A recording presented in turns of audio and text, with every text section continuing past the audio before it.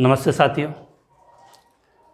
अपना जो P block था उसको हमने काफ़ी पढ़ लिया था और लास्ट क्लास में मैंने आपको पी ब्लॉक का वर्ग नंबर 16 करवा दिया था। किसी टेक्निकल प्रॉब्लम के कारण वो वीडियो यूट्यूब से डिलीट हो गया, तो उसके लिए थोड़ी सी प्रॉब्लम रहेगी। उसके बाद आज की अपनी ऑनलाइन क्लास आगे स्टार्ट करते हैं। आज हम वर्ग नंबर 17 शुरू करते हैं। वर्ग नंबर 17 जिसको आप बोलते हो हैलोजन वर्ग, और उसके तत्व कौन कौन से थे, उनके इलेक्ट्रॉनिक विन्यास, कुछ बातें थी वो मैंने आपको पहले फर्स्ट या सेकंड क्लास के अंदर बता दी थी। फिर भी हम आज उसके बारे में बात कर लेते हैं। तो अपना चैप्टर शुरू करते हैं। तो चैप्टर में सबसे पहले हम स्टार्ट क्या करें, वर्ग नंबर 17। वर्ग नंबर 17 को क्या बोलते हैं हम, हैलोजन वर्ग।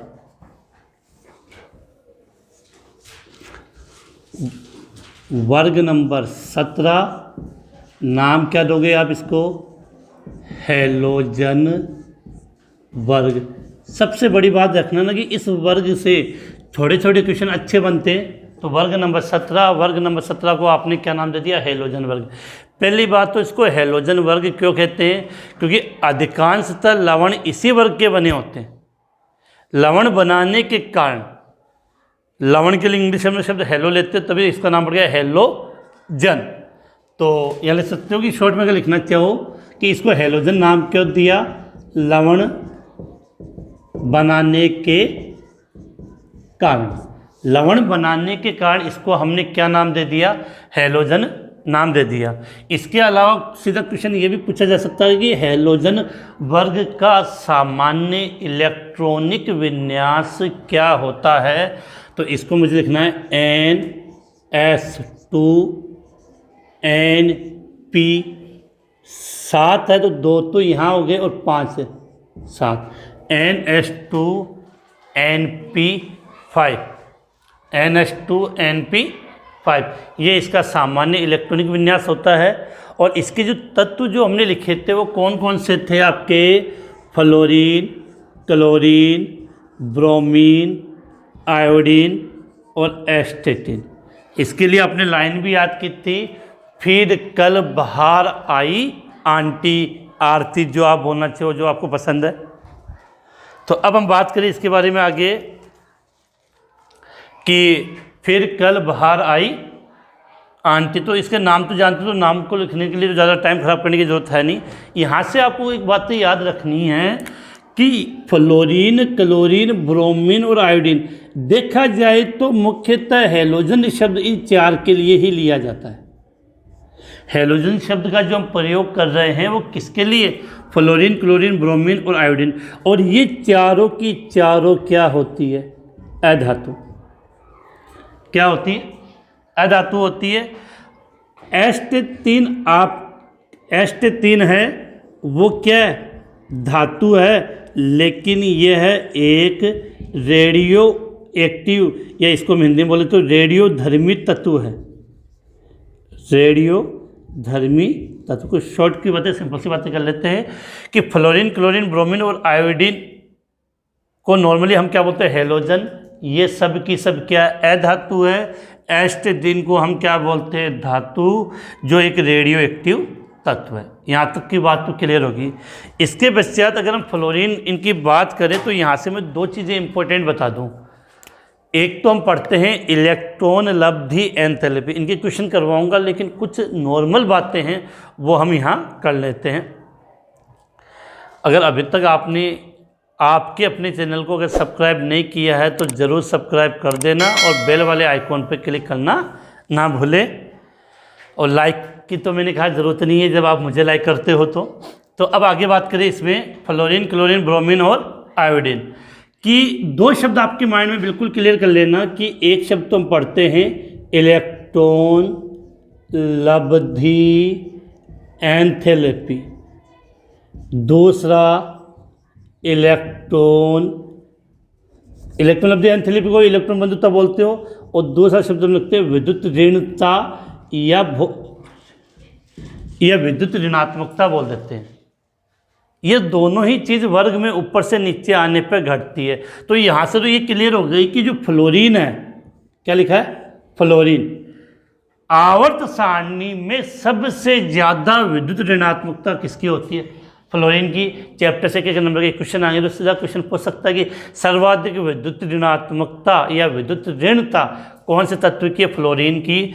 तो यहाँ पे लिख दूँ, इस वर्ग की बात नहीं, पूरे आवर्त सारणी की बात हो रही है। सर्वाधिक विद्युत ऋणता, इलेक्ट्रोनेगेटिविटी बोलते हैं, वो सबसे ज़्यादा किसकी होती है? फ्लोरीन की होती है।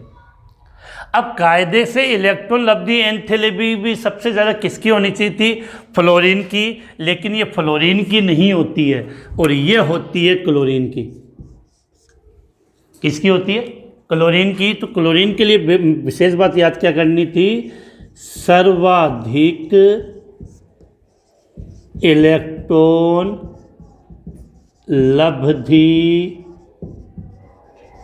एंथैल्पी, सर्वाधिक इलेक्ट्रॉन लब्धि एंथैल्पी।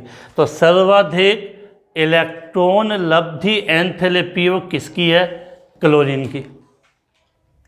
अब इनके लिए भी दो छोटी छोटी बातें कर लेते हैं कि आपने ब्रोमीन का नाम सुना होगा।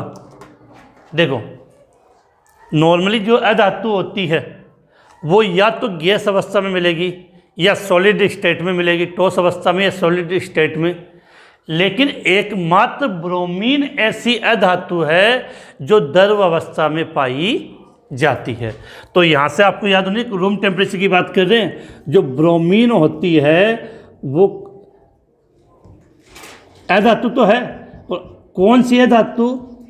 ऐसी अधातु जो द्रव अवस्था में पाई जाए। तो याद क्या करना है? ब्रोमीन उसका आंसर होगा। क्या होगा? ब्रोमीन। इसके बाद कहते हैं आयोडीन। आपने एक पॉइंट पढ़ा होगा कि धातुओं में चमकदार सतह पाई जाती है। ऐसी कौन सी धातु है जो चमकदार होती है, जिसमें चमक पाई जाती है? आंसर क्या होती है? आयोडीन। तो यहाँ से आपको विशेष बातें, विशेष पॉइंट तो अपने माइंड में क्लियर होनी चाहिए कि जो आयोडीन होती है वो कैसी अधातु है? अधातु है सबके सब। कैसी अधातु है? चमकदार कहते हैं इसको, कि चमक पाई जाती है, धात्विक चमक होती है वो इसके अंदर भी पाई जाती है। तो ये नॉर्मल कुछ चीज़ें थी जो मुझे अच्छी लगी, वो मैंने आपको बता दी। कि वर्ग नंबर 17 नाम बोलते हैं हेलोजन वर्ग। लवण बनाने के कारण, लवण बनाते इसका से हेलोजन शब्द का प्रयोग करते हैं। सामान्य इलेक्ट्रॉनिक विन्यास NH2NP5 होता है। तत्व कौन कौन से होते हैं? फ्लोरीन, क्लोरीन, ब्रोमीन, आयोडीन और एस्टेटीन होते हैं। फ्लोरीन सर्वाधिक विद्युत ऋणता इसकी होती है। क्लोरीन सर्वाधिक इलेक्ट्रॉन लब्धि एंथैल्पी इसकी होगी। ब्रोमीन अधातु जो द्रव अवस्था में पाई जाती है। फ्लोरीन, क्लोरीन, ब्रोमीन, आयोडीन ये सब की सब क्या होती है? हेलोजन बोलते हैं इनको, अधातु होती है। एस्टेटीन क्या होता है? धातु होता है जो एक रेडियो एक्टिव या रेडियोधर्मी तत्व है।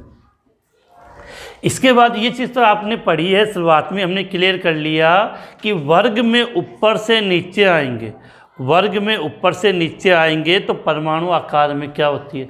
वर्दी होती है। तो याद करना, क्योंकि 2-3 क्वेश्चन हम पढ़ेंगे तो वहाँ बार बार काम में आएगा कि वर्ग में ऊपर से नीचे आएंगे तो परमाणु आकार में वर्दी।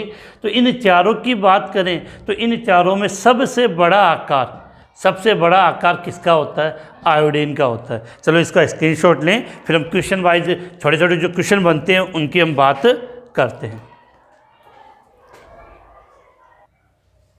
तो अब मिटा देते हैं इसको। अब जो इसके क्वेश्चन कैसे बनते हैं, क्या कैसे हमें याद करना, उसकी हम बात कर लेते हैं। एक क्वेश्चन तो मैं ये दिखा रहा हूँ जो मैंने नाइट्रोजन के लिए आपको करवाया था। क्वेश्चन ये है कि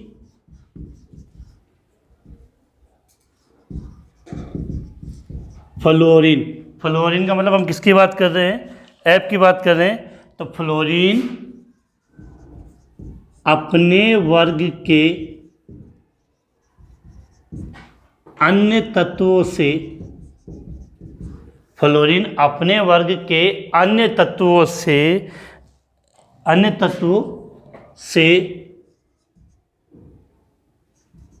असामान्य व्यवहार प्रदर्शित करती है। क्यों? अगर आपको याद हो इस क्वेश्चन के लिए, तो मैंने जब वर्ग नंबर 15 पढ़ाया था, नाइट्रोजन ऑक्सीजन, फ्लोरीन। और मैंने कहा था इन वर्ग के ये जो पहले सदस्य हैं इनके गुण अपने वर्ग के तत्वों से थोड़े से अलग हैं, और वहाँ मैंने नाइट्रोजन का जब डिटेल से आपको बताया भी होगा। तो लगभग आंसर वो आप फ्लोरीन के लिए ले सकते हो। तो पहला तो क्वेश्चन नहीं आ जाएगा कि फ्लोरीन अपने वर्ग के अन्य तत्वों के साथ असामान्य व्यवहार दर्शाता है क्योंकि नंबर 1 मैंने क्या कहा था कि इन वर्ग का जो पहला तत्व होता है उसका आकार अपेक्षाकृत क्या होता है, छोटा होता है। दूसरा, इनमें डिकक्षक नहीं होता है। तीसरी, इनकी विद्युत ऋणात्मकता उच्च होती है। और फ्लोरीन के लिए तो एक विशेष बात है, एफ बंध वियोजन ऊर्जा होती है, उसका मान बहुत कम होता है। तो इसके लिए लिख सकते हैं नंबर 1 पहला पॉइंट, फ्लोरीन का अपेक्षाकृत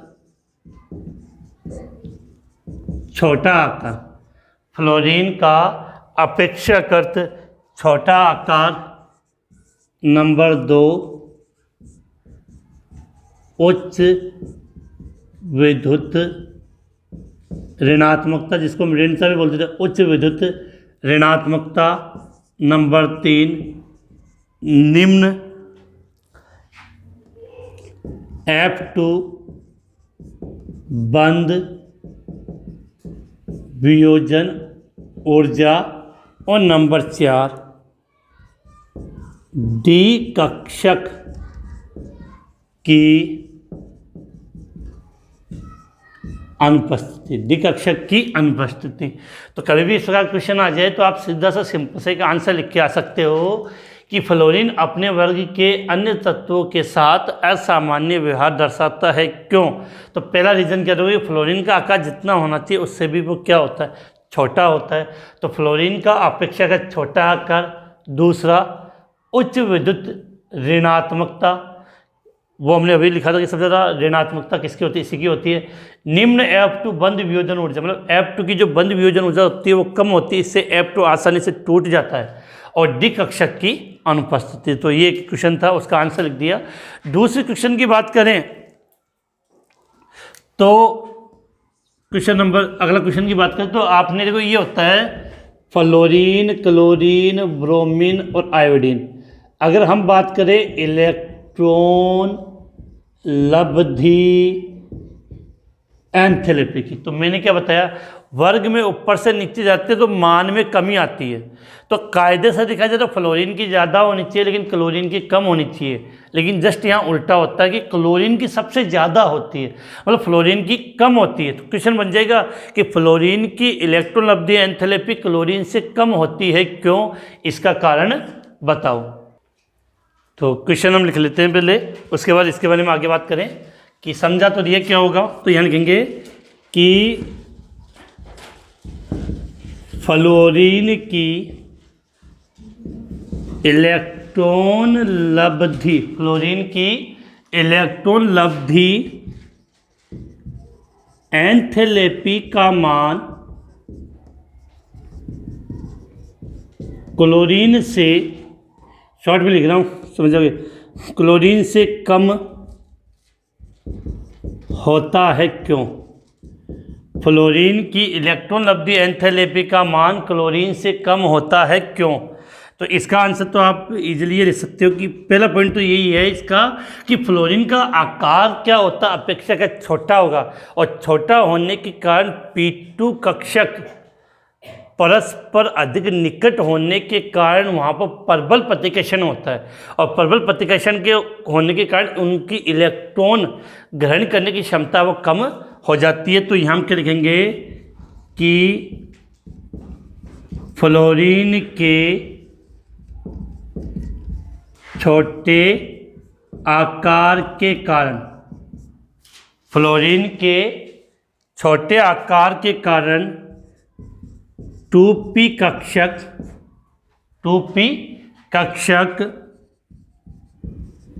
परस्पर अधिक निकट होने से, फ्लोरीन के छोटे आकार के कारण 2p कक्षक परस्पर अधिक निकट होने से प्रबल प्रतिकर्षण होता है, जिससे इलेक्ट्रॉन ग्रहण या इलेक्ट्रॉन आकर्षित करने की क्षमता, मानो जिससे इलेक्ट्रॉन आकर्षित करने की क्षमता कम हो जाती है। फिर आगे तो आप लिख लोगे इसी कारण, आगे तो इतना तो टिपना आता ही है कि इसी कारण फ्लोरीन की इलेक्ट्रॉन लब्धि एंथैल्पी का मान क्लोरीन से कम होता है। तो ये दो लाइनें आपको याद करनी है कि फ्लोरीन के छोटे आकार के कारण टोपी कक्षक होता है, वो परस्पर अधिक निकट होने से प्रबल प्रतिकर्षण होता है, जिसके कारण इलेक्ट्रॉन आकर्षित करने की क्षमता क्या हो जाती है, कम हो जाती है। तो स्क्रीनशॉट ले लें, फिर हम अगले क्वेश्चन की ओर बढ़ते हैं। छोटे छोटे क्वेश्चन बेटा काफ़ी अच्छे बनेंगे इसके, इनके जिनकी हमें बातें करनी है। तो स्क्रीनशॉट लें।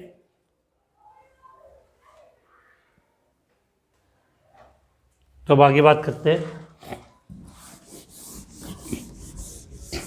बड़े क्वेश्चन जो हम यहाँ लिख रहे हैं एग्जैक्टिव आपको इस प्रकार के क्वेश्चन बोर्ड एग्जाम में सीधे मिलेंगे अपने। अब देखो, अब इसमें अब अगले क्वेश्चन की बात करें तो एक क्वेश्चन आपके लिए बहुत बार चलता अपने लिए कि फ्लोरीन प्रबल ऑक्सीकारक होता है क्यों? क्या लिखा है? फ्लोरीन प्रबल ऑक्सीकारक होता है क्यों? अगर आपको एक चीज़ बता दूं, या क्वेश्चन ऐसे भी आ जाए कि फ्लोरीन क्लोरीन की तुलना में प्रबल ऑक्सीकारक होता है, ऐसे मान लो फ्लोरीन, क्लोरीन, ब्रोमीन और आयोडीन, उन सब में सबसे प्रबल ऑक्सीकारक कौन होता है? फ्लोरीन। अब ऑक्सीकारक का मतलब सीधी बात है अपचन, अपचन का मतलब इलेक्ट्रॉन ग्रहण करने की क्षमता। अब यहाँ से आप एक चीज़ समझना कि फ्लोरीन एक प्रबल ऑक्सीकारक होता है, कभी क्वेश्चन पूछ लिया जाए तो दो चीज़ें आपको याद करनी है। एक तो क्या होता है कि इसमें आंसर में दो बिंदु बना के लिख रहा हूँ, फ्लोरीन प्रबल ऑक्सीकारक होता है क्योंकि, क्या लिखोगे? क्योंकि नंबर एक F2 बंध वियोजन, F2 बंध वियोजन एंथैल्पी का मान कम होता है। क्या लिखा है? F2 बंध वियोजन एंथैल्पी, मतलब F के अंदर जो बंध वियोजन एंथैल्पी होती है उसका मान कम होता है, जिससे F बंध वियोजन एंथैल्पी का मान कम होने का मतलब क्या है कि जो बंध है वो क्या हो जाएगा बेटा? दुर्बल होता है, जिससे आसानी से ये टूट जाता है। F बंध दुर्बल होता है, जिससे ये बंध आसानी से टूट जाता है। दूसरा, F2 की जल योजन एंथैल्पी, F2 की जल योजन एंथैल्पी उच्च होती है, जो इसके छोटे आकार के कारण होती है। जो इसकी क्या होती है? छोटे आकार के कारण होती है। तो कभी क्वेश्चन आ जाए कि फ्लोरीन एक प्रबल ऑक्सीकारक है क्यों, तो ये आंसर आप लिख के आ सकते हो। अगला वाला क्वेश्चन बहुत अच्छा क्वेश्चन है। आपको एक चीज़ बता दूं कि फ्लोरीन होता है वो सदैव -1 दर्शाएगा। फ्लोरीन सदैव क्या दर्शाता है अपने यौगिकों में? -1। लेकिन आपके जो हेलोजन है क्लोरीन, ब्रोमीन, आयोडीन, नॉर्मली तो वो -1 दर्शाते हैं, लेकिन इसके अलावा ये तीनों तत्व जरूरत पड़ने पर +1, +3, +5 और +7 ऑक्सीकरण अवस्था भी दर्शाते हैं। अब क्वेश्चन पकड़ लेना क्या आएगा। फ्लोरीन सदैव -1 ऑक्सीकरण अवस्था दर्शाता है, जबकि अन्य हेलोजन, अन्य का मतलब ये तीनों, जबकि अन्य हैलोजन +1 +3 +5 +7 ऑक्सीकरण अवस्था भी दर्शाते हैं। क्यों? कारण बताइए। तो इसका आंसर समझे तो सबसे पहली बात है कि इस आवर्त सारणी में सबसे ज़्यादा विद्युत ऋणात्मकता फ्लोरीन की होती है, और विद्युत ऋणात्मकता सबसे ज़्यादा होने के कारण ये माइनस में होगा, कभी प्लस में हो ही नहीं सकता। तो इसका आंसर सदैव क्या होगा? -1। अब ये +1 +3 +5 क्यों दर्शाते हैं? क्योंकि इनके पास डी कक्षक होता है, और डी कक्षक होने से ये अपने अष्टक का प्रसार कर लेते हैं, जिसके कारण ये जरूरत पड़ने में +1 +5 +7 तक की ऑक्सीकरण अवस्था रिप्रेजेंट कर सकते हैं। तो क्वेश्चन कैसे बनता है हम उसकी बात कर लेते हैं यहाँ पे पहले कि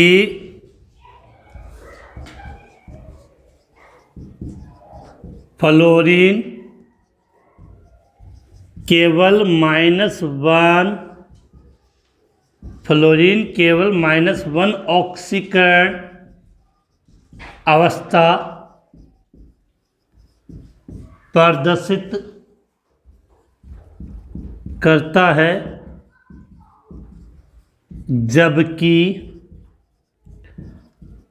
अन्य हैलोजन +1 +3 +5 +7 ऑक्सीकरण अवस्था भी प्रदर्शित करते हैं। तो 2 क्वेश्चन हो गए बेटा, एक ही नहीं है। कितने क्वेश्चन पूछ लिए इसके अंदर? 2। तो पहला का तो रीजन ये है कि फ्लोरीन की आवर्त सारणी में सर्वाधिक विद्युत ऋणात्मकता होती है। तो सीधा आंसर क्या लिखेंगे इसका?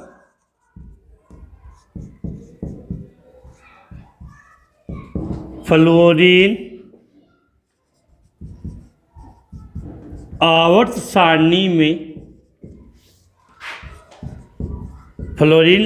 सारणी में सबसे अधिक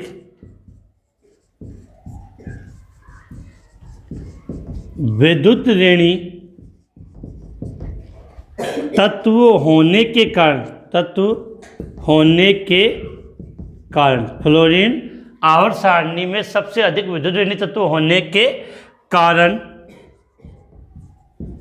सदैव -1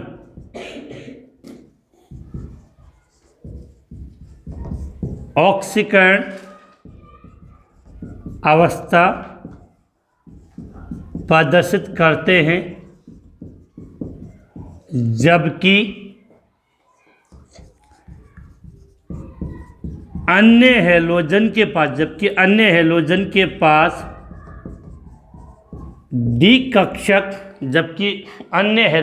पास डी कक्षक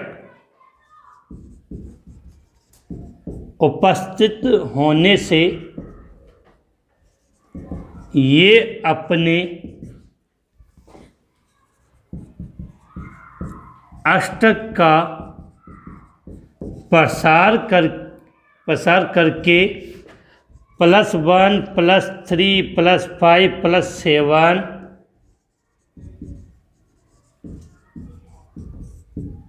ऑक्सीकरण अवस्था +1 +3 +5 +7 ऑक्सीकरण अवस्था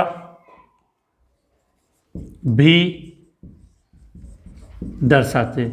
तो बड़े छोटे छोटे क्वेश्चन है, लेकिन एग्जाम के हिसाब से बहुत इंपॉर्टेंट है, जो पूछे जाने की ऐसे मान लो कि भरपूर पूरी संभावना है। तो जल्दी से आप इसका स्क्रीनशॉट ले लें, फिर हम आगे बात करें। दूसरी बात, जो अगर आप डेली क्लास लोगे फिक्स टाइम पे शाम को, तब तो आपको समझ में आएगा, अन्यथा कोई फर्क नहीं है फिर तो, कि कभी कभार क्लास में अटेंड करते हो तो समझ में नहीं आएगा। क्लास की कंटिन्यूटी आपकी क्या होनी चाहिए? डेली होनी चाहिए। तो ये बातें तो हमने किसके लिए बात की थी? फ्लोरीन के लिए हमने इतनी बातें की थी। अब क्लोरीन संबंधी कुछ जो बातें हम उनकी बातें और कर लेते हैं। हाँ, ये आपकी बात बिल्कुल भी माइंड में लग रहा है, जितना हमने ये चैप्टर पढ़ रहे हैं ऑनलाइन के माध्यम से, यहाँ से क्वेश्चन आपका बाहर पुटअप नहीं होगा, इसी के अंदर से क्वेश्चन है वो आपका आसानी से अटेंड हो जाएगा। अब करते क्लोरीन की। तो जैसे हमने पढ़ा था, अमोनिया बनाने की महत्वपूर्ण विधि कौन सी? कमेंट्स में बता दीजिए। नाइट्रिक अम्ल बनाने की महत्वपूर्ण विधि कमेंट से बता सकते हो, हमने पढ़ लिए। उसी प्रकार क्लोरीन बनाने की जो महत्वपूर्ण विधि है, कौन सी? क्लोरीन बनाने की जो महत्वपूर्ण विधि है उस विधि को हम बोलते हैं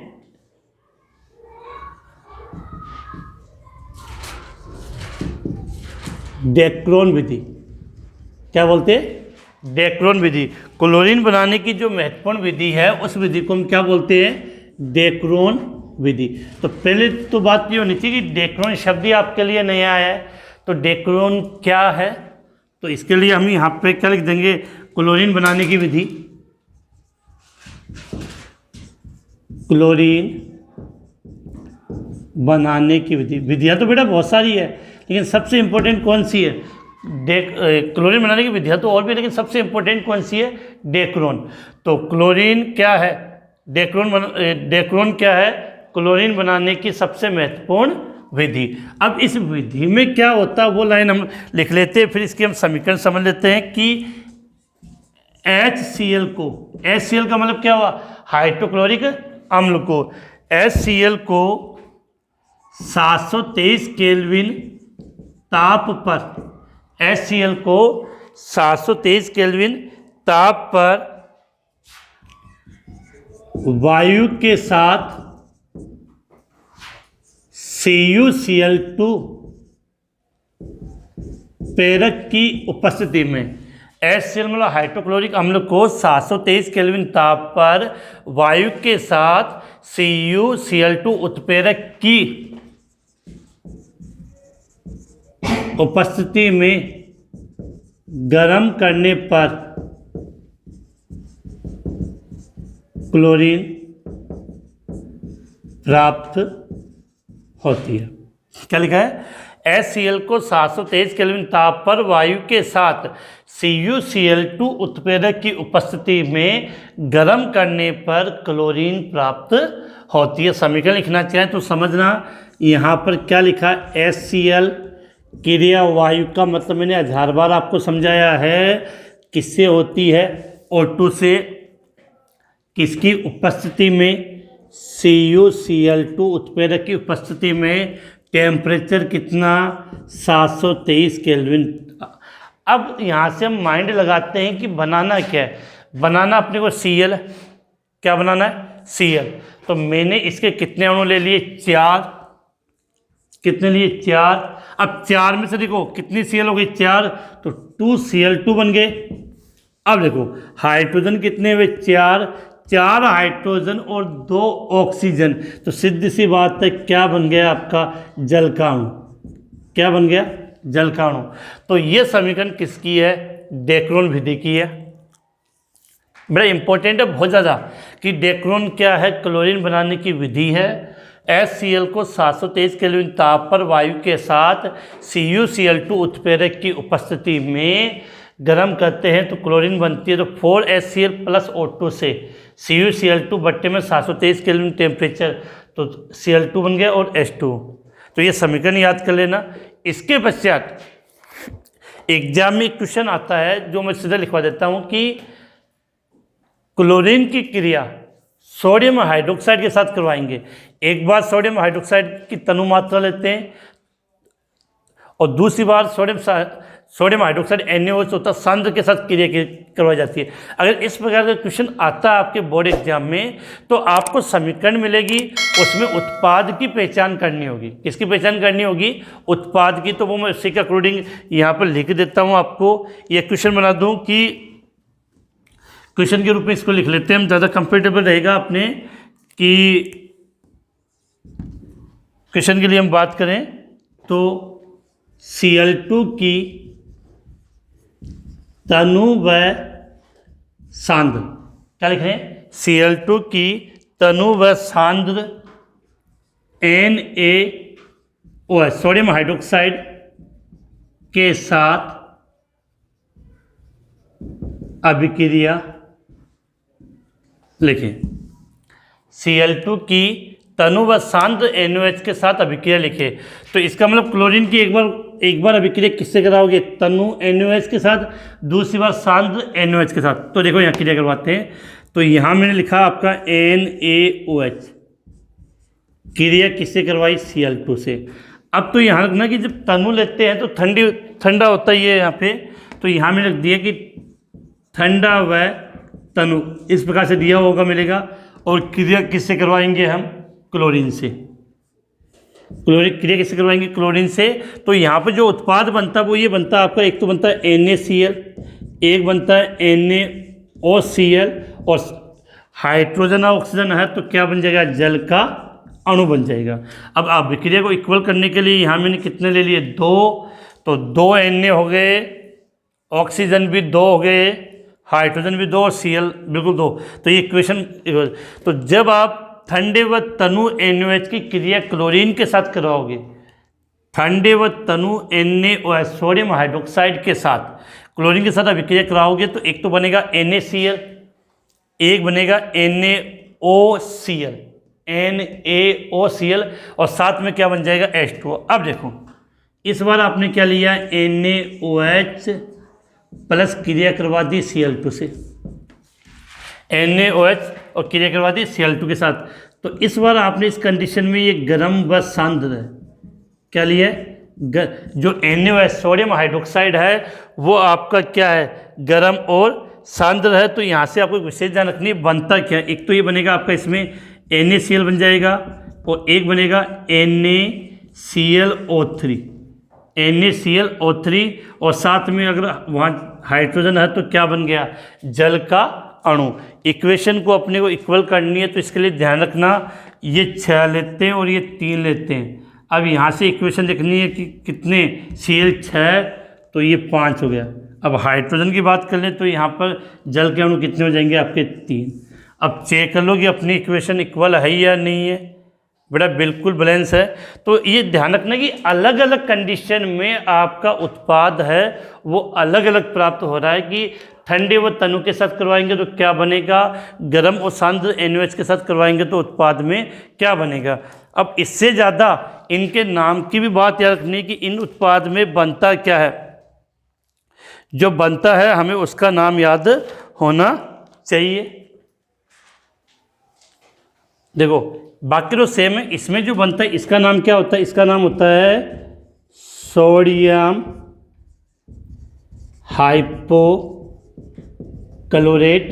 और इसको हम बोलते हैं सोडियम क्लोरेट। ध्यान रखना NaClO3, सही तरीके में इसको लिखा जाए तो हम इसको कह सकते हैं NaOClO2, एक ही चीज़ है NaOClO2। अगर आपको याद हो तो हमने कॉपर और जिंक की भी क्रिया नाइट्रिक अम्ल के साथ करवाई थी, तनु और सांद्र के साथ। तो इस प्रकार की जो रिएक्शन है इनमें क्वेश्चन ये आते हैं, तो डायरेक्ट ऐसा पूछ लिया जाए, और ज़्यादा क्वेश्चन आने की संभावना इस प्रकार की होगी कि ठंडा व तनु के साथ इस प्रकार से हम क्रिया इसकी करवा दें। तो यहाँ से फिर से एक बार रिपीट कर रहा हूँ, ये याद रखना है कि ठंडा व तनु के साथ करवाए तो क्या बना, सोडियम हाइपोक्लोरेट, सोडियम हाइपोक्लोरेट बना, और सांद्र के साथ करवा दे तो सोडियम क्लोरेट, फॉर्मूला NaClO3, या इसको हम क्या लिख सकते हैं, NaOClO2। तो इसका स्क्रीनशॉट ले लें, फिर हम अगले क्वेश्चन की तरफ बात करते हैं।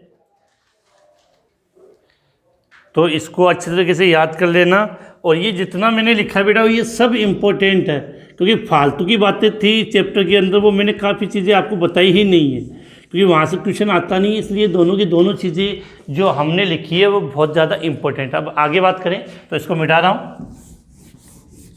अब हम ये जो क्लोरीन की क्रिया है वो अमोनिया के साथ करवाते हैं, तो अमोनिया व क्लोरीन के मध्य अभिक्रिया। अब यहाँ पर क्वेश्चन देखना किस प्रकार से आ जाता है, लिख रहा हूँ मैं यहाँ पे हेडिंग के रूप में कि अमोनिया तथा Cl2 के मध्य अभिक्रिया। हेडिंग क्या लिखिए बेटा, अमोनिया व Cl2 के मध्य अभिक्रिया। लेकिन यहाँ आपको एक विशेष बात ध्यान रखनी है कि एक बार हम अमोनिया को आधिक्य में लेंगे, आधिक्य शब्द लिख दूँ, क्या लिखा, आधिक्य, एक बार हम अमोनिया को आधिक्य में लेंगे और एक बार हम किसको आधिक्य में लेंगे, Cl2 मतलब क्लोरीन को आधिक्य में लेंगे। तो दोनों को अलग अलग अभिक्रिया करवाएंगे। तो एक बार अमोनिया आधिक्य में लेकर क्लोरीन के साथ क्रिया करवाई, दूसरी बार अमोनिया की क्रिया क्लोरीन आधिक्य के साथ करवाएंगे, तो अलग अलग उत्पाद बनता है, तो वो पूछ लिया जाता है। तो फर्स्ट पॉइंट में हम बात कर लें कि अमोनिया आधिक्य में ले लेते हैं। तो इसके लिए हम इस प्रकार से लिख सकते हैं कि NH3 क्या लिख रहे हैं, NH3 आधिक्य में होने पर, NH3 आधिक्य में होने पर Cl2 के साथ, NH3 आधिक्य में होने पर Cl2 के साथ क्रिया कराने पर, NH3 आधिक्य में होने पर Cl2 के साथ क्रिया कराने पर N2 तथा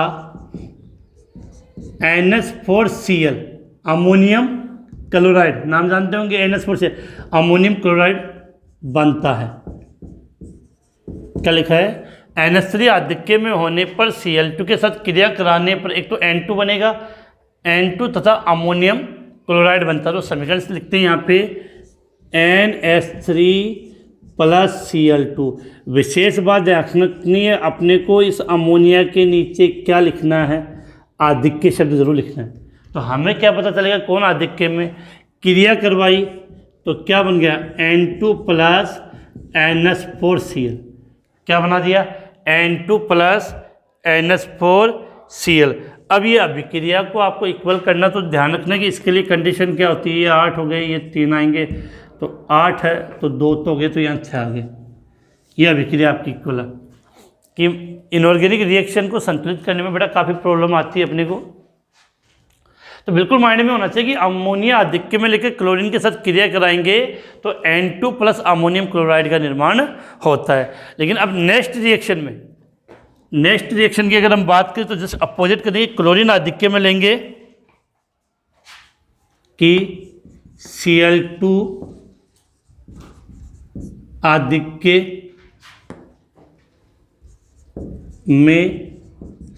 आधिक्य में होने पर NH3 के साथ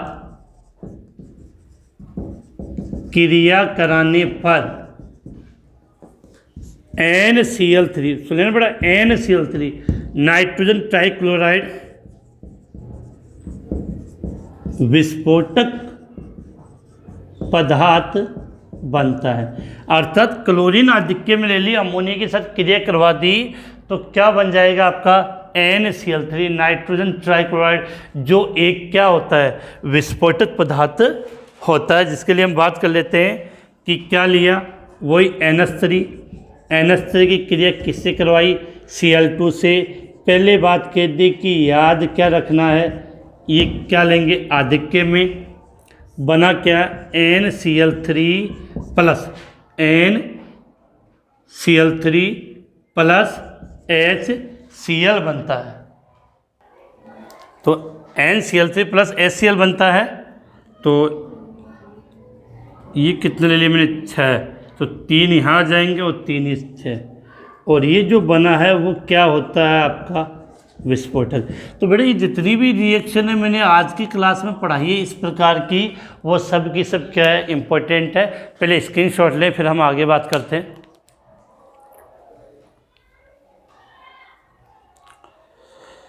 तो स्क्रीनशॉट ले लिया। अब कुछ चीज़ें बता दूं कि ये इस प्रकार की रिएक्शन आती है क्योंकि सेम 2 रिएक्शन होती है तो कन्फ्यूजन होने की संभावना ज़्यादा होती है, और जहाँ कन्फ्यूजन है एग्जामिनर क्वेश्चन वहीं से पुटअप करता है, वहीं से ज़रूर पूछ लिया जाता है। तो आज की इस क्लास में हमने वर्ग नंबर 17 के काफ़ी क्वेश्चन और कुछ टॉपिक के बारे में बात कर ली थी। अभी ये वर्ग पूरा नहीं हुआ है, जिसकी बात हम कल ऐसी निश्चित टाइम पर करेंगे। तो आज की जो है अपनी क्लास है वो यहाँ समाप्त होती है।